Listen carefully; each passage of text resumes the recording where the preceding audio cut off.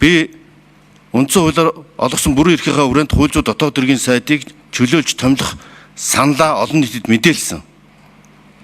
9 сарын 30-ны өдөр. Энэ бол ерөнхий сайд бүрэн эрхийнхээ хүрээнд гаргаж байгаа шийдвэрийг танилцуулж байгаа олон нийт танилцуулж байгаа хэлбэр. Процесс дэг харин зөрчигдөөд одоо хүртэл энэ асуудлыг улсын хурлд хэлцэхгүй байгаа. Энийг хэн нэг яллахын тулд биш. Хууль зүйн дотоод хэргийн сайд бол улсын прокурор яллагч биш. Харин нүүрсний сонсголыг зохион байгуулсан мэдээлэлтэй хүн учраас энэ нүүрсний улгаатай тэмцэх ажлыг бодиттой явж хар цагааныг дэнсэлж үнэн зөвийг нь олж нэр төрөө цэвэрлэх боломжийг нэгт олох. Нөгөө талаас үнэхээр буруутай бол энэ нүүрсний улгаатай тэмцэх эдийн засгийн зайлшгүй шаардлага болоод байна. Өнөөдөр Монгол улсын эдийн засаг үндсэндээ нүүрсний эдийн засаг болсон. Нүүрснээс экспортоос бүх зүйл хамааралтай. Тэгтэл тэр нүүрсэнд нь байгаа хулгай, зэлгий бүх шатанд энэ эдийн засгийг дороотуулж байгаа учраас ийм шийдвэр гаргасан. Ийм учраас энэ үндсэн хэрэг дээр нүүрийн нийт болгочоод доторх гэрээнүүд нийт тод болоогүй байсныг засгийн газар ил тод болгосон.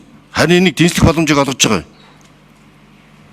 Эн чинь үнэн мөнийг олох гэж байгаа бодтой ил тод болгож байгаа олон нийтээр хянуулж байгаа ийм бодтой шийдэл. Ил тод байдал бол авилгатай тэмцэх хамгийн зөв шийдэл гэж би үздэг. Ингэж юмны үнэн учир олдогдно. Үнэн учир тодорно. Одоо би хариулах боломж олдсонгүй сайн зэрэг гишүүн гэхэд эдийн засгийн ямар ч ойлголтгүй юм байна.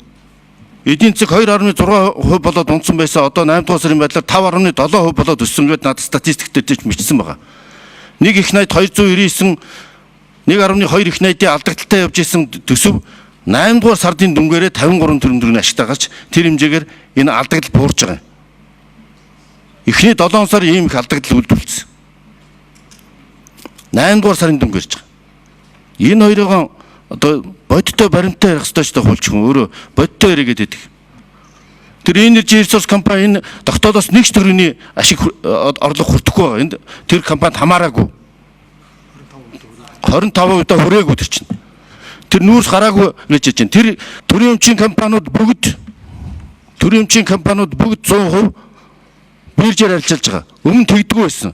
Энд чинь өмнө байгуулсан гэдэг нь таны тэр 3.4 сая гэдэг чинь China Energy-гийн тэр амнаас борлуулж байгаа амны гэрээтэй нүүрс чинь биржээр арилж байгаа гэж гарч байгаа. Энд чинь өмнө байгуулсан гэрээнүүдийн энэ аптек гэрээнүүдийн чинь нүүрс гарч байгаа. Бүгд тоо баримтаа нотгоотой ярих хэрэгтэй. Ямаа судалж ярих хэрэгтэй.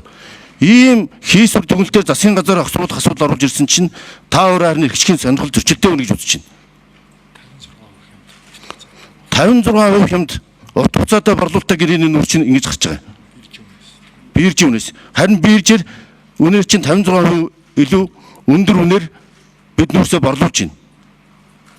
Хамгийн өндөр чанартай нүүрс гаргаж байгаа учраас бид нар дандаа чулуун нүүрс гаргаж байна. 9 дугаар сарын дүнгээр